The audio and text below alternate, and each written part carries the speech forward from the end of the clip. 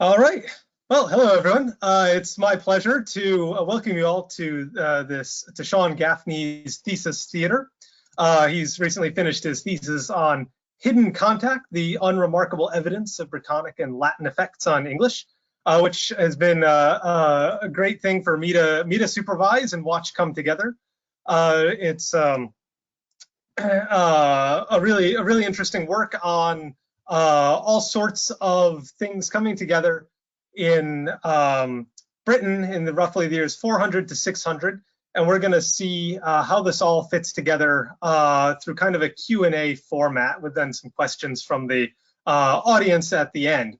So Shawn was interested in approaching this from a kind of an interdisciplinary perspective. There's linguistics, there's archaeology, there's history, there's all sorts of things that he's bringing to this. And he did all this in the middle of taking care of a 2-year-old and playing with trucks with the 2-year-old. So it's a remarkable job all around, and it's a great thesis. So well done, Shawn. Thank you. All right, so just to get us all started here, your thesis, the linguistic background of your thesis, there's basically 3 main languages, and that's what's in the title, right? The evidence of Brittonic and Latin effects on English.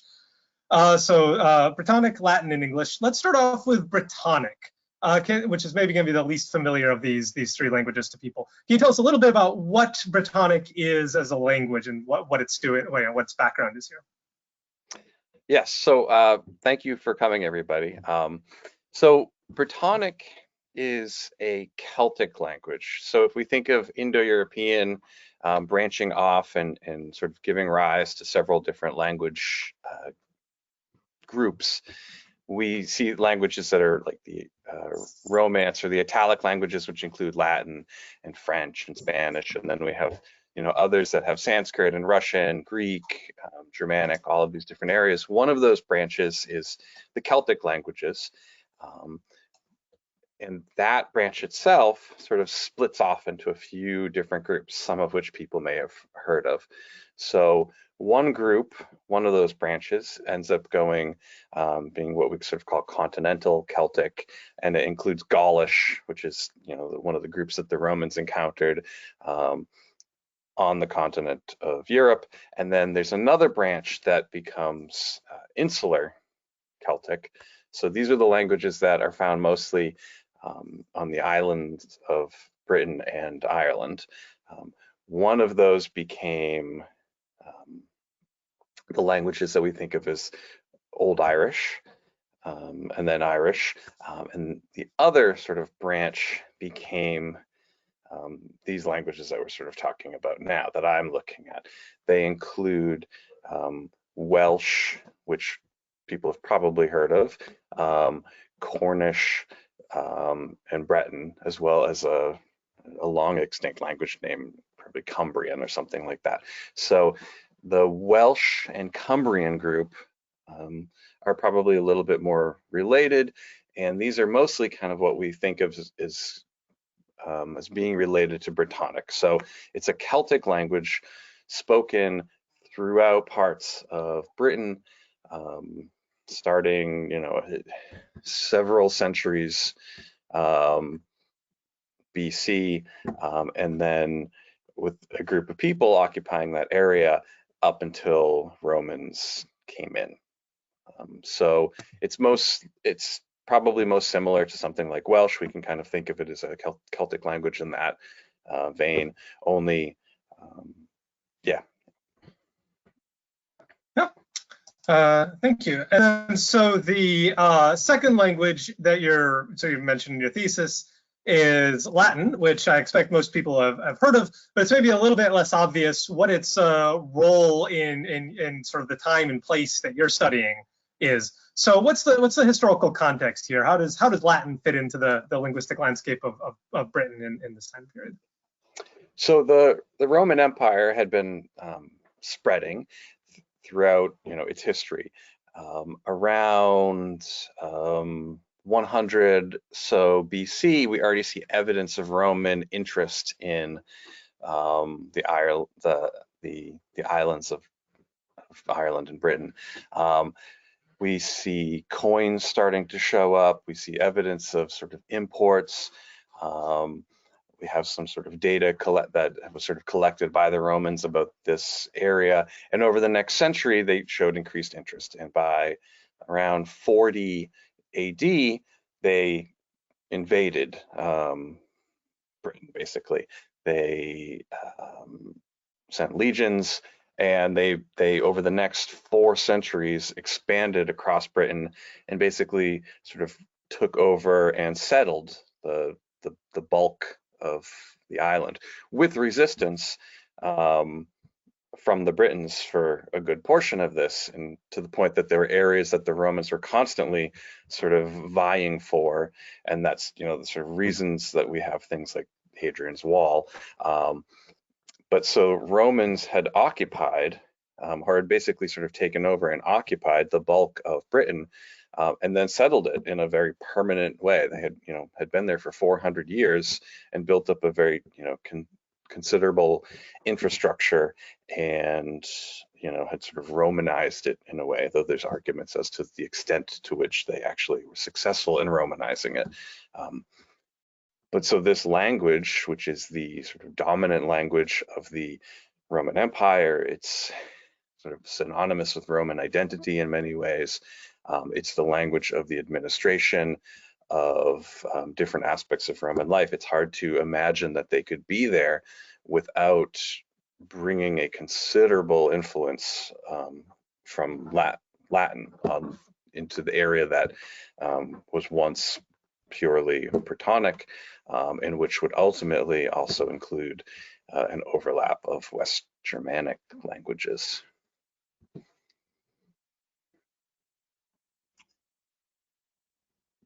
And so, sorry, the last sort of point about the Romans is that 400 years of Roman occupation, one would expect a significant amount of Latin. The Roman administration used Latin. Roman sort of commerce, these different areas were more likely to use Latin, and it was the language of the Roman identity in a way for many people. So especially in the West, Latin was going to be how you sort of represented yourself, I think, as being a Roman.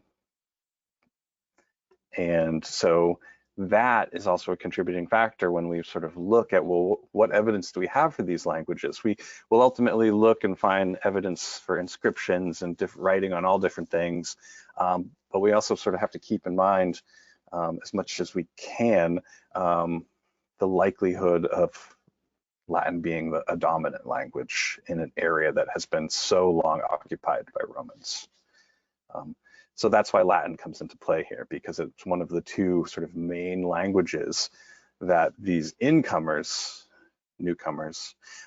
are going to encounter. Yeah, which that's the sort of the next step in all this is that's your third language, right? Is English.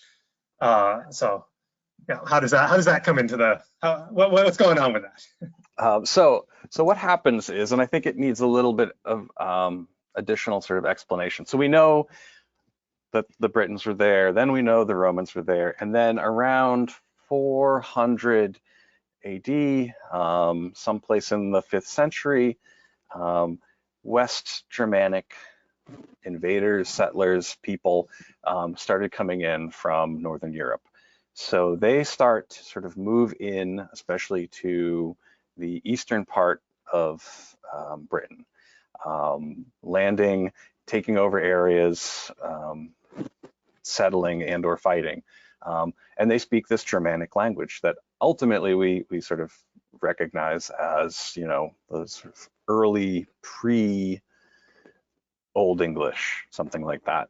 But what we have to figure out, one, what they were speaking, and two, what was happening in the area when they got there, because we have this population of Britons, we have this population of Latin-speaking sort of Roman people, and then we have this West Germanic language come in, and it's not entirely clear what people were speaking when.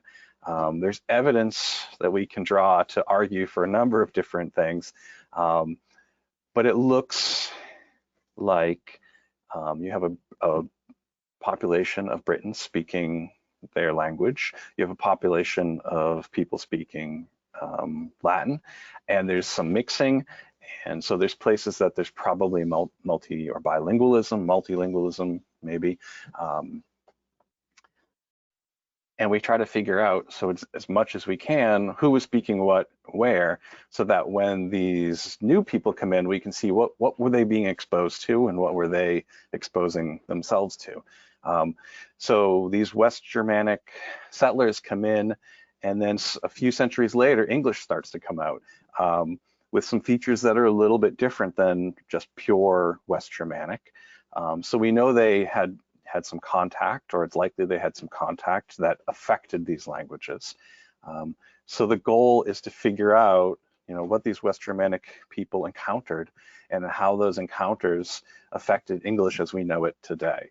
So those are the three parts that come together in this. And unfortunately, it's like a jigsaw puzzle where we're missing a lot of pieces. So the most we can really do sometimes is argue that a piece is more likely to be useful here or there, or helps us identify something. We can't really be certain.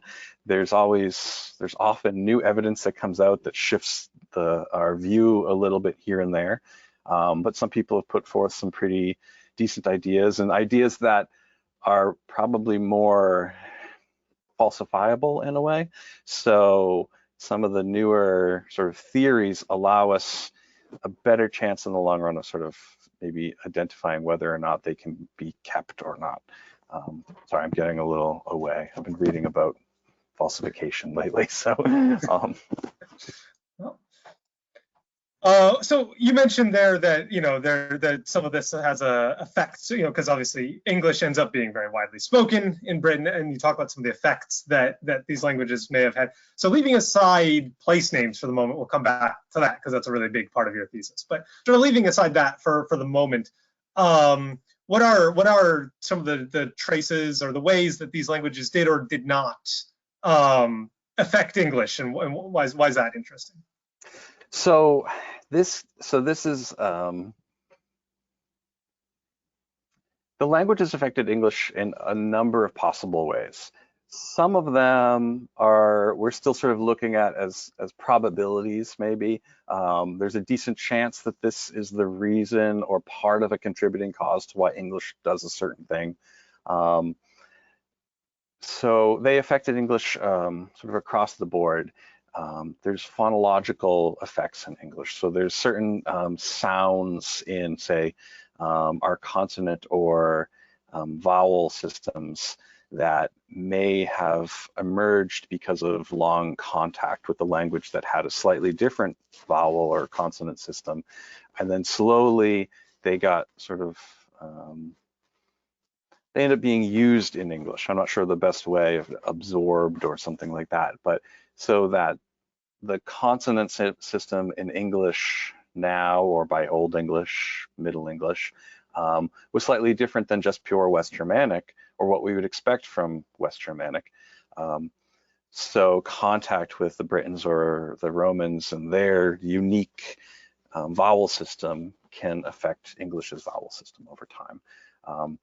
Similarly, we see this in the structure of the words themselves, or the order of the words. So in either morphology or syntax, things like that, these changes can take place. You have these 2 or 3 different cultures and languages overlapping each other for long enough, and things start to move from one language to the other. So there's probably about 10 areas that people look at, have been arguing that these are pieces of evidence for early contact between these languages. So one of them that still comes up is English's sort of interesting verb to be. So people have been arguing about how that emerged over time.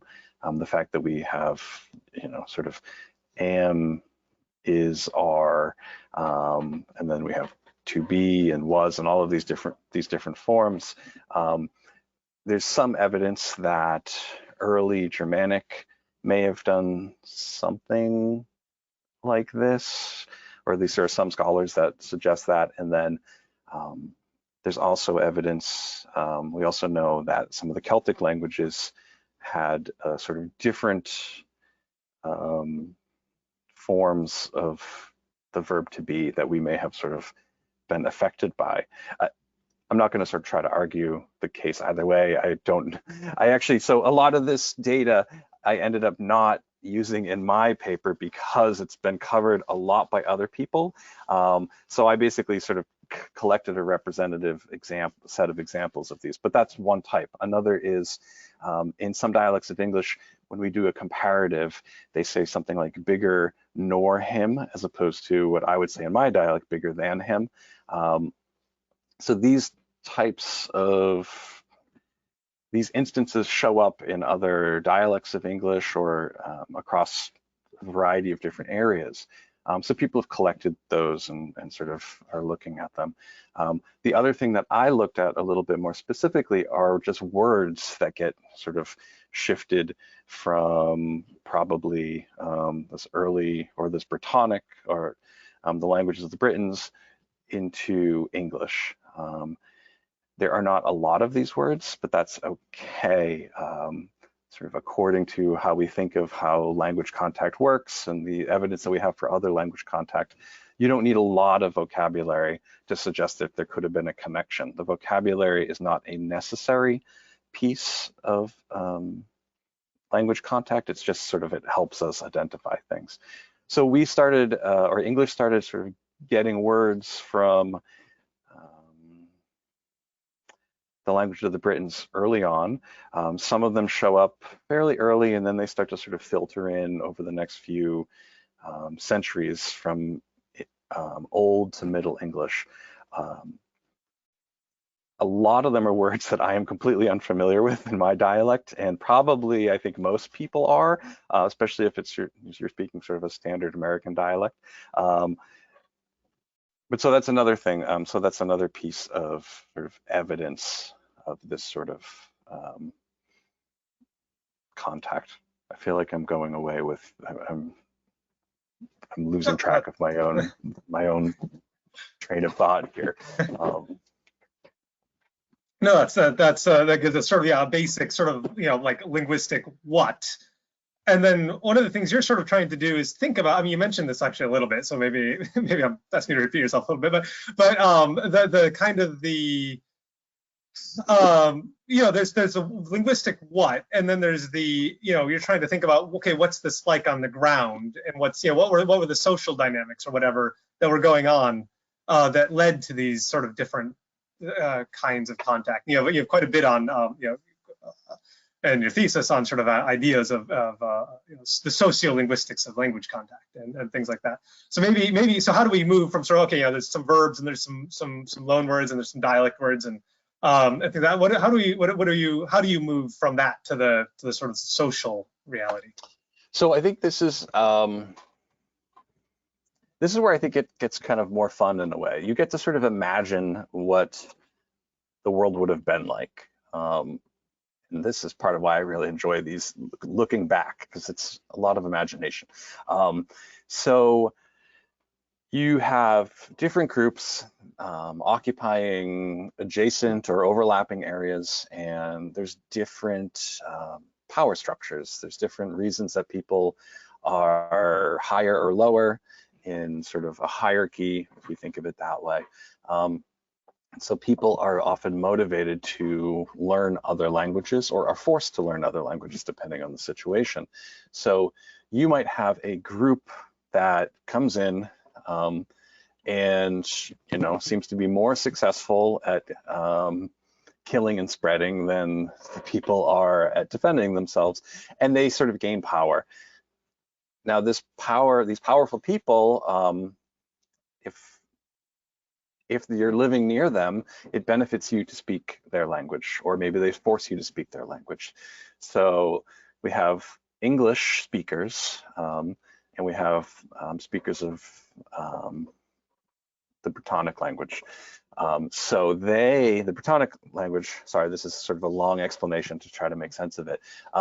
So they decide, okay, we're going to learn English. And they start to learn English they're using it, but every once in a while there is some feature that English is missing that they have in their language, perhaps, that they start to introduce into English. And after some amount of time, multiple people doing this, these features can sort of get added into English. And so it wasn't a deliberate thing necessarily, it just slowly sort of evolved such that English all of a sudden has this feature that we think of as maybe being Brittonic or Celtic, but now English is doing it.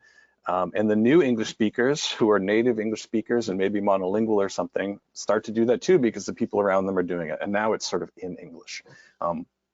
Similarly, along the same lines, this idea of this sort of imperfect learning, English speakers might decide, okay, well, let's learn the language of the people that we're bossing around all the time. And so they start to learn Brittonic. They learn elements of Brittonic that they might end up starting to use in English for whatever reason. Maybe they think that there's a lack of this feature in English or it's an accident, but along the same lines, multiple people do it. These features start to get sort of pulled into English, and then the next generation learns them. And now you have a bunch of people speaking English with these new features. So that's how a lot of these features can get sort of pushed or pulled into English, or the reverse. It doesn't have to be in that direction. In this case, this is what we're looking at. Similarly, there are features that you can't sort of help but possibly introduce, and these are the phonological ones. And no matter how much people try to learn a new language, there's often going to be sounds that they're not good at. And those sounds can sort of get start to be used in the new language because of all of these second language speakers are using them. And then eventually that sound becomes sort of a norm in that language. So that's how some of these phonological features can get pulled in. And then the last thing is that sometimes vocabulary gets pulled in. We often think of vocabulary as being if I come along and you have an object I've never seen before, then I'm more likely to use your word for it than try to invent my own. So we think of it as having to do with sort of new items, new technologies, features, and that there's evidence that that happens. We're skeptical, many people are skeptical about the idea that common items will sort of get pulled in. Like, yeah, that's your word for hand, but I have a word for hand. Why would I switch? But that can still happen. There's no actual rule as to how this works. So there's no 100% concrete type of thing. You can always find examples in different languages of the things that we thought were impossible when it comes to loan words and contact and things like that. That's what's pretty interesting about it too. You always think there's no way you're going to do that thing. That's impossible. That's theoretically impossible. Then you can find a language where they totally did it. So we have these words in English that come from the language of the Britons.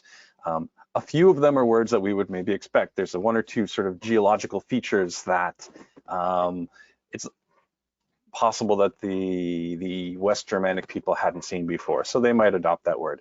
And then there's also words that who knows why, a new word for rock came in. And then there's a few other things, a few types of words for sort of technologies or things like that that have shifted in. Ultimately, it comes down to one group, two groups come in contact, and for whatever reason, they start to introduce new features into each other's languages. It can be accidental, it can be deliberate, but slowly the languages change in sometimes predictable ways, or predictable isn't the best word. There's certain things that are more likely to happen or less likely to happen, but ultimately just about anything can happen. But we do know enough about it, and there is enough evidence that when we see certain features, we can kind of say, well, this is probably what happened. It's probably a sort of more dominant group occupying the space with this other group, and this other group started to trying to pick up the dominant language. Mm-hmm. So that's kind of like the linguistic perspective on this whole matter. So one of the things you do is you don't try and look at it just from one strictly linguistic perspective. You take language, you also review some of the archaeological arguments, some of the historical argument, insofar as there is historical evidence, and things like that. So how does this linguistic picture that you've just kind of sketched out for us relate to maybe especially the archaeological evidence, but also insofar as we have historical sources, the archaeological historical view of or debates or whatever of how these things developed and unfolded?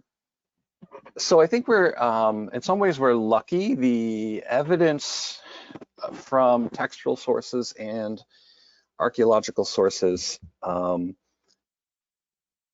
supports some of the ideas that the language and linguistic studies put forth. And I don't think that there's anything that truly undermines or sort of refutes these ideas. So textually, we don't get a lot from text. We sort of see the movement maybe of some of we have a record of the movement of some of the sort of West Germanic people as they go through. We have battles and things like that over the years that correspond with kind of the general idea of the way we think sort of occupation and settlement took place, and some references here and there to the Britons and what happened to them. Those get a little tricky. Sometimes it's we drove them off, sometimes it's we wiped them out, and that stuff gets hard to say for sure what happened, because you're looking at it through the lens of the victor, and you're also sometimes the translations are not entirely clear, or our ability to translate is not entirely clear when they use a certain verb that could be wiped out or drove off or something like that. But then we come to the archaeological data, and that it doesn't really undermine anything, but it also has its own level of trickiness, I guess. We can certainly tell. So if we think of Britain as having sort of the Roman and Britons in it, there are places that we think of as sort of more Britain, more, trying to think of how to say it, more Brittonic. I don't know if I can use that as an adjective like that. And areas that are more Roman, and we can sort of look at the incoming vocabulary that we have over the years that seems to come through Brittonic, and it seems to be coming through certain regions, the dialects there. So we can start to make this map where we kind of think of the Britons as occupying the west and the north for a longer period than elsewhere. And we also know that places like Wales took a lot longer for the British to, for the sort of what ultimately became the sort of English to sort of take over. And then we have archaeological data that sort of supports some of these ideas. You can look at the burial patterns, you can look at settlement patterns, you can look at where you find certain types of inscriptions, all of these different features. And it sort of maps onto this area in a similar way. But there's also a huge problem with the archaeology. And it's not a problem that sort of refutes these ideas, but it's a problem of that we don't yet understand enough, I think, about it. So one of the archaeologists, so what happens is the Romans around the beginning of the 5th century, Roman power in Britain sort of, I don't want to say collapses, but sort of diminishes because of problems elsewhere in the empire. The Britons are sort of left to fend for themselves, or the Romano-British, the people that are living there that are still sort of consider themselves Roman citizens or Romans, rather,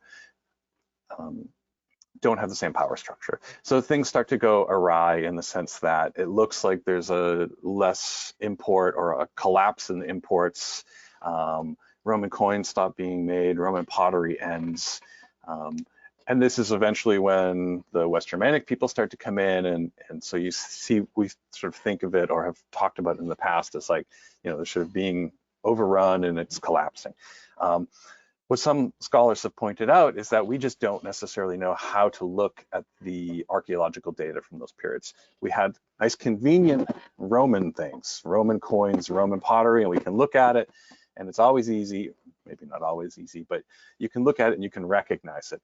And then those stop and we don't have these convenient items anymore to use to identify things. So the first thought is, oh, things stopped. Everything must have stopped, must have collapsed or something like that. And now people are looking at it and saying, well, maybe it's more complicated than that, because it's always more complicated than that. Maybe certain things switched and we're just not used to finding the new items, or maybe we don't recognize what these new items are yet. Maybe they're more perishable. All these other factors can come into play. So we have to be very careful with using that type of data. And some of the diagnostic things that people have used in the past have been sort of re-examined. Just because a brooch looks a certain way and it's moved through, maybe you find it at later and later burials across Britain, you can't necessarily say, well, those people were moving there. The style of brooch or something like that is independent of the people. It's the same thing that people who've done archaeology before have heard, that pots aren't people. Ideas can move independent of the people, so you can't always be sure that an item is representative of whoever it is that you're trying to sort of follow along. But that aside, there is a lot of sort of decent evidence to support this idea that West Germanic people came in, they overlapped in many ways with the Britons, and that there were still areas that were a little bit more distinctly one or the other in places, especially in the west and north, where we sort of have think there was a stronger Brittonic presence. There are a few other parts to that as well. People have studied skeletons and looked at sort of average heights. They've looked at different types of burials and whether or not they are associated with sort of military figures or fighters, all of these different features. But the sum of all of this sort of data sort of is in accord with what we see from the linguistic and language materials. Hey, a very good summary of some very, very complicated. Yeah, hopefully I realize stuff. I mean, this is, I think, what part of why this is such a fun area, why it was fun to watch you do all the work of having to figure out how to put the archaeology and the linguistics and this together. So the other thing you bring into that, right? You've got these various factors, this picture that's kind of emerging. So you then look sort of really specially in a large part of your thesis at place names. So before we get to your specific case studies, generally speaking, what do you say about place names? What are the, why are they useful and why are they challenging? What's sort of, especially problematic but also advantageous about taking a look at them? So they are useful because they give us an idea to some extent as to who was probably in a certain area. Only this comes with its own set of caveats, that a place name that is, say, in Brittonic that says like, hey, the Britons live here. There's none that are that clear, though some come close. That is useful for sort of demonstrating at some point the Britons lived there. However, it doesn't necessarily mean that they stayed there. Somebody else could have moved in on top of them and kept the name, and that won't necessarily be obvious to us when we know just the place name. So in a way, the place names can give us a good idea of who was where and maybe give some ideas about when. There's other ways of sort of dating or at least getting a general idea about when these names were either in use or coined, though they're relative to one another generally. Sorry, I lost track of where I was going with that. So they help us identify who may have been where, what groups, what languages are being spoken to some extent, but there's always a risk that there's these other features that you have to sort of take into account. But it generally gives us the ability to look at areas and see the bulk of, or see, if we can count or some way figure out how many or the density of place names with certain languages, we start to sort of suggest that there are more, say, Britons in this area, there were more Germanic people in this area, there were more Norse. This area was originally Roman or something like that. And so when we look at this data across Great Britain, we see, at least where I looked, a lot of places that still had Brittonic names, and there was still evidence from other sources, and both linguistic and from archaeological history, that there were Britons there.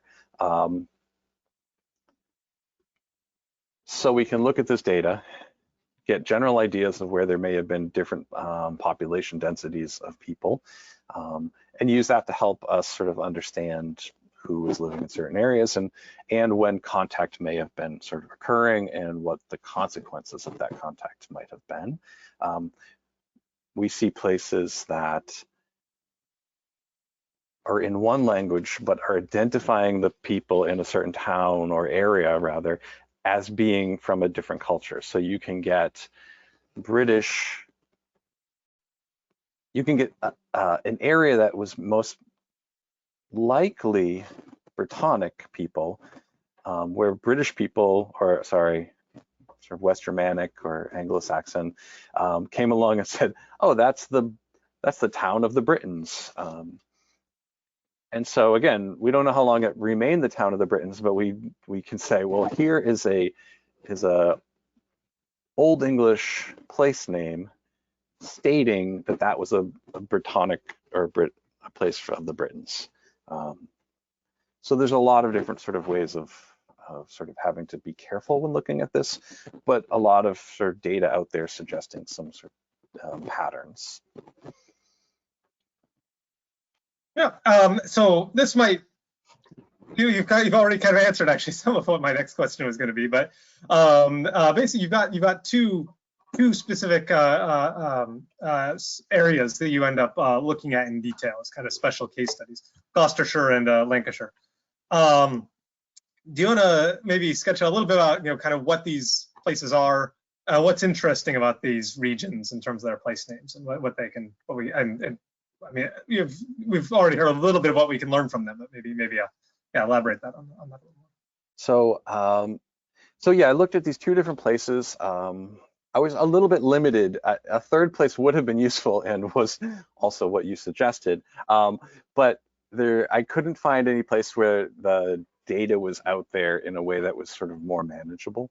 But so we can think of, let's see, Gloucestershire is, I don't know if you can see, if I point at this map here. No, probably not. Well, down in the, I can see your cursor at least. I don't know if everyone else can. Down in the south, we have Gloucestershire, which was originally sort of occupied by the Romans. There were several Roman sort of settlements, fairly decent in size, I think. And then, but also still had a Brittonic presence, and then eventually the West Germanic people sort of moved in. We can look at the place name data and see there's a few remaining Latin place names. There are some Brittonic place names, but there's generally, it seems to be a slightly, but there's also a significant amount of sort of Old English place names. And some of these are like very clear. There's what I've also sort of neglected is there's a lot of place names that are a mixture. It'll be a Brittonic word and an Old English word combined. And there's all types of combinations of these things, and you can see places where they've combined elements. You can see places where the elements may have been replaced with the word that would be appropriate in a different language, because we have documents that cover some of these places over a long time, and we can watch the place names change. I sort of neglected that part of this. But if you look at that area, it seems like, you look at the place names, it seems like it's a sort of a good example of a place for the Roman occupation with a Brittonic group, and then these Germanic people came in and started naming places as well. Fairly early on, probably around the 6th and 7th century. Can't remember any representative examples from there. It's also was sort of interesting because it's at the edge of, or it's very close to a place, the sort of Devon and sort of Welsh occupied areas that remained resistant a lot longer. And so there's also features that we have to pay attention to there, that sometimes if a group is coming in and they are not afraid of the people around them, they don't really care what the names are going to be. But if they are sort of coming in and they are concerned that the culture nearby is sort of overly Celtic or something not Roman, they might be more concerned about the maintaining a sort of strong presence there and eliminating any evidence that these people could be related to the others. So you have to take this type of thing into account as best you can. Often that is just mentioning that that could be a possibility. It's hard to, at least from what I saw, it would be hard to really demonstrate clear patterns of that. So that's Gloucestershire. Sorry, I'm going to shift up. So if we shift up to Lancashire, I apologize about my pronunciation. A lot of these places have different pronunciations in New England that are kind of close. So I'm always going back and forth trying to remember what's appropriate. But so you have this area further north, further away from sort of maybe the locus of both Roman and ultimately Germanic settlement, and you see more Brittonic place names, sort of a general, and the names are varied a little bit too, that I think there's probably slightly more, and this is not a statistical analysis, this is just me sort of musing on what I've done. Place names that vary a little bit more. It's not just the same repetition of like the something hill, the something marsh, the something river, but instead these other combinations that just show a little bit more variation in what's happening. And there's evidence that this area remained sort of slightly more independent for slightly longer, which makes sense given its sort of distance from, like I said, the sort of center of power. It's also in a slightly different region. The geography begins to change. It's in the area that's sort of more the sort of highland, the area that we're thinking of, the other side of that Roman, non-Roman divide. So it had, it shows these different features of sort of language use. And it's also closer to sort of in a way where we think of some of these other vocabulary items and things coming in later on through dialects that are more northern, things like that.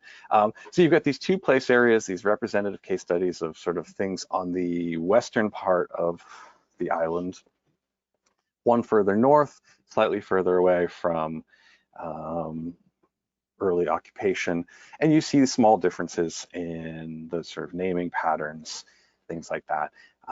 It is not it's not sort of statistically, there were no statistics run on it. So, and it wasn't an exhaustive study. There were some places that couldn't necessarily be identified, things like that. So it's sort of the first part of what one would do, I think, to decide this is worth doing a more exhaustive study. But generally it gives us an idea of, one, there's still leftover Roman place names. Two, there's a significant amount of places that show evidence of Brittonic presence. And three, there's definitely places that have sort of an overlap of cultures or suggest an overlap because of the sort of naming that uses elements of different languages, things like that. So it's not a simple situation where you've just got one group or another group. And you see changes over time, and you see changes or differences if you look closer within one of those areas. You can start to see that there's certain sort of smaller areas that are going to be more densely or less densely populated by certain groups. But that gets away from what I had the ability or time to sort of look at. Okay. Thank you. So yeah, that's kind of then I think brings us pretty much full circle to kind of what you did in your thesis. So that's kind of the end. That's we've got about 45 minutes here that we've run. So I was thinking it might be a good moment to then now switch in to see what the people in the audience have in terms of questions. So a few questions have already come in while you were talking. So I guess I can just sort of feed those onto you so people can hear this. So Sparrow has a, maybe, I don't know if this is a question you want to try and answer, asking, does Pictish relate to Brittonic/Cumbrian? So yes, I mean, I think it does. It's only recently that I've been learning a little bit more about Pictish, or sort of, I've always sort of known of its existence, but it seems like there's a few scholars recently that have been working on it more. I made notes for myself, and Pictish was in the original source, and I took it out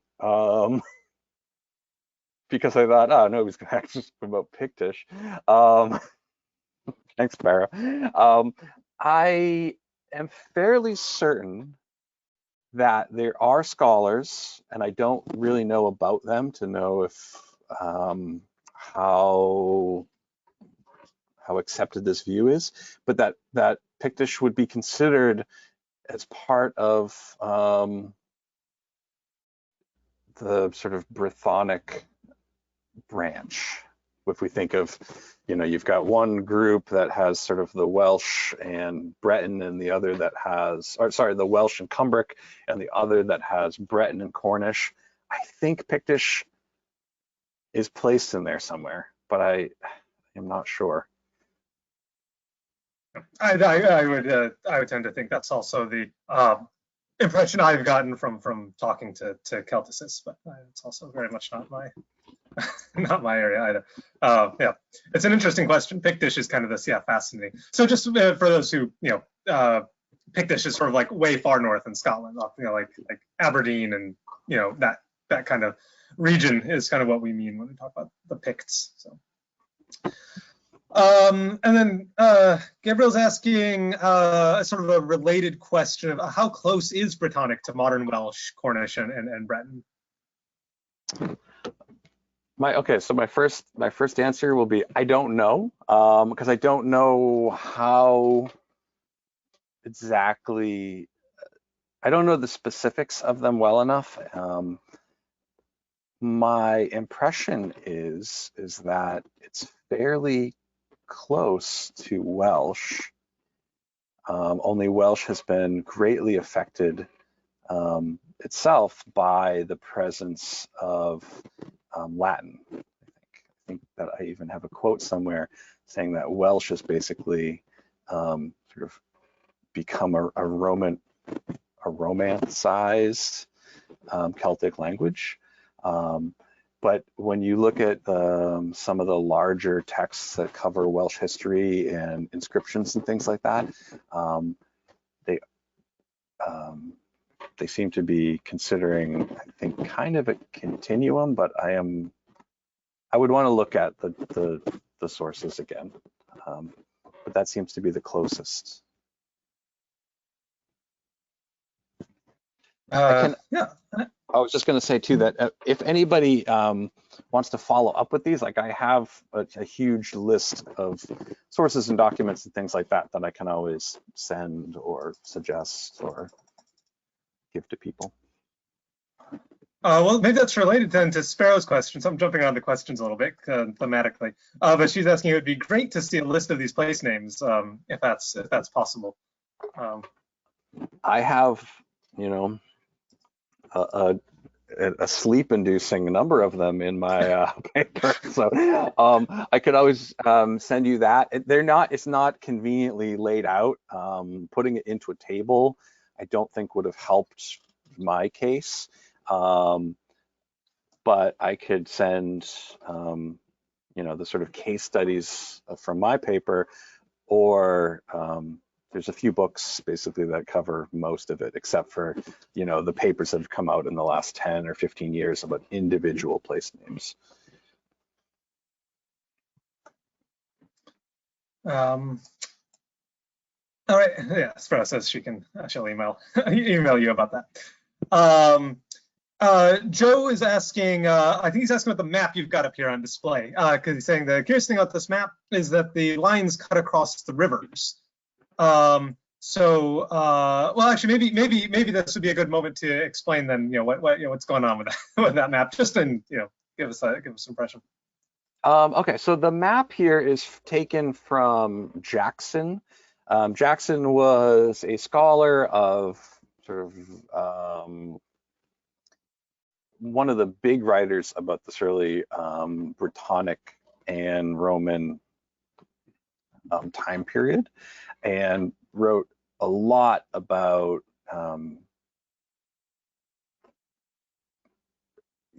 sorry, I'm trying to think how to describe it. I mean, I guess about the history of the sort of Brittonic people and places, things like that. So what this map shows river names that are known throughout Great Britain. So river names often seem to have a longer life than other place names.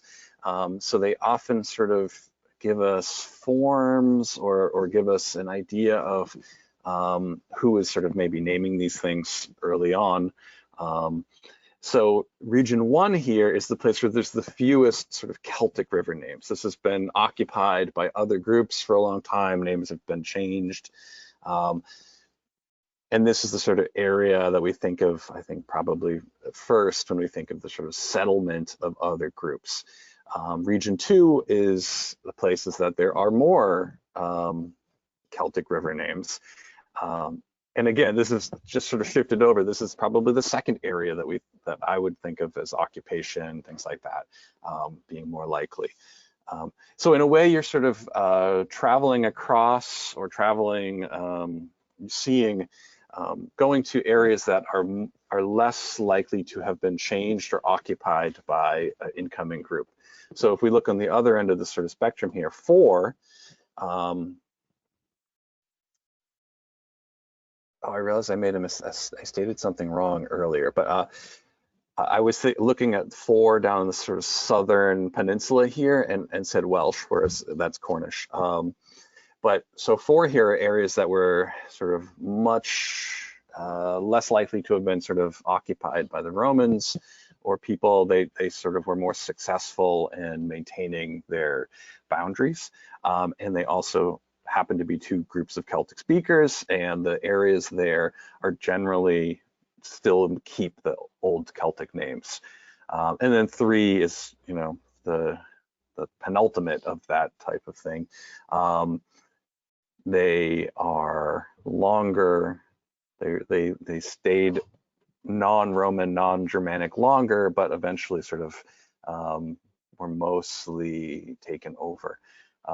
But so it just shows sort of a history or a continuum of Celtic place names and how the sort of density of them change across the continent, across the island, based on sort of the probably original naming and who came in afterwards. I don't know if that was a very concise way. So then, sort of following up from that, then Joe is asking about, do we know, these lines, these sort of, zones sort of cross-cut these rivers. Do we know, does that imply that the languages weren't spreading along rivers? If that's the case, why not? We expect language to travel up rivers by boat. Yeah. Okay, so yeah, that's a good question. And I'm not sure, I've looked at this map 100 times. I don't actually know that I think the lines across here may not necessarily reflect the rivers, the larger rivers that they cross. Like, I don't know at what point a river name might change. So if a river ends in region 1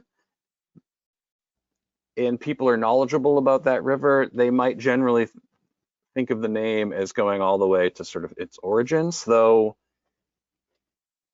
so I think I can never pronounce, is it the Thames? In 1, maybe sort of the Thames all the way up. Other smaller rivers in region 2 might have more Celtic names.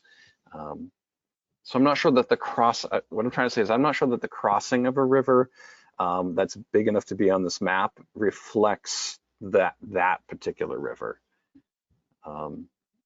because there's a million river names in there. There's just too many to show on a map. River names are kind of its own separate piece of this, and sometimes get studied completely by itself. There's a 900-page book in German on just the River Thames name, I believe, by Forster. So I don't think I answered that well, but I think it might not be as, yeah, I'll be quiet. We've got more coming in on rivers. Okay. So there's Sparrow's asking sorry, I'm trying to read this for some reason. Are there rivers that you know of with different names from different languages? Yeah. So do you know of languages that any rivers that have changing names along their waterway? Do you have any examples of that? I don't know of any that have a changing name along the sort of main waterway, but it seems like all of the sort of tributaries and things like that end up, many of those have distinct names. I don't know that that's very different than how we would expect it elsewhere. I don't know.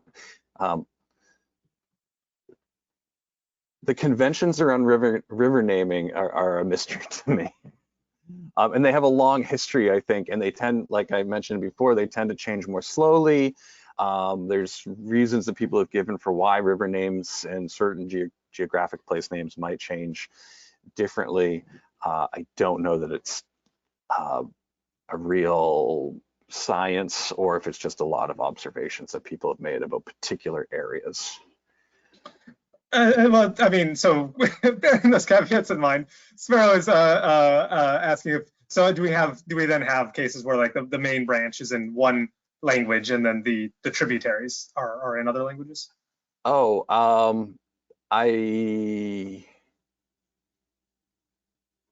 I can't think of an example, but I think that we probably do.